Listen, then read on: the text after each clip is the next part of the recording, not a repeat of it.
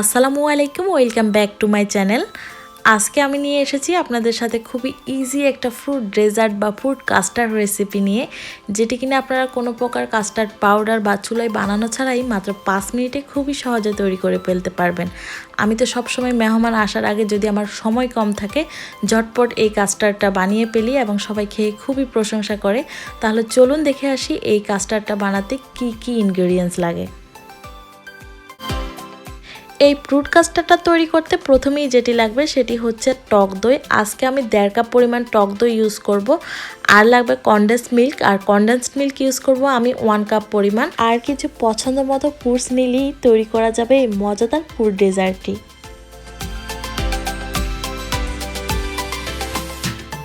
আমি আমার পছন্দ মতো হাফ কাপ করে কিছু ফ্রুটস কিউব করে এভাবে কেটে নিয়েছি। আর আজকে আমি এখানে 2 প্রকারের আপেল, আঙ্গুর, আনার, কলা, অরেঞ্জ আর কিছু কিউই নিয়েছি। আপনারা আপনাদের পছন্দ মতো যে কোনো ফ্রুটস এই ডেজার্টটিতে ইউজ করতে পারেন।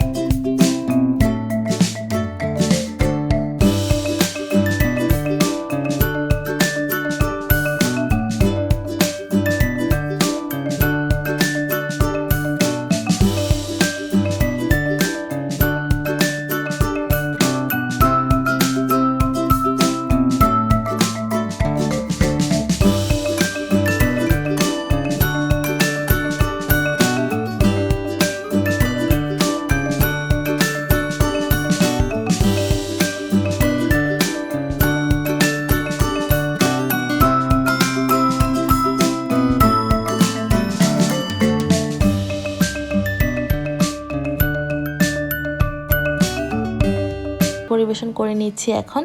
তবে এটি সাজানোর জন্য এর মধ্যে আমি এখন আর কিউই ফলটা দেইনি।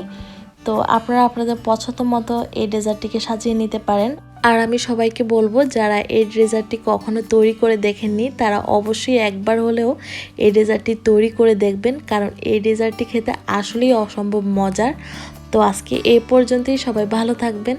আর যদি আমার আজকের ভিডিওটি আপনাদের ভালো লেগে থাকে তাহলে লাইক এবং কমেন্টস করবেন, সাথে আমার চ্যানেলটিকে সাবস্ক্রাইব করতে ভুলবেন না।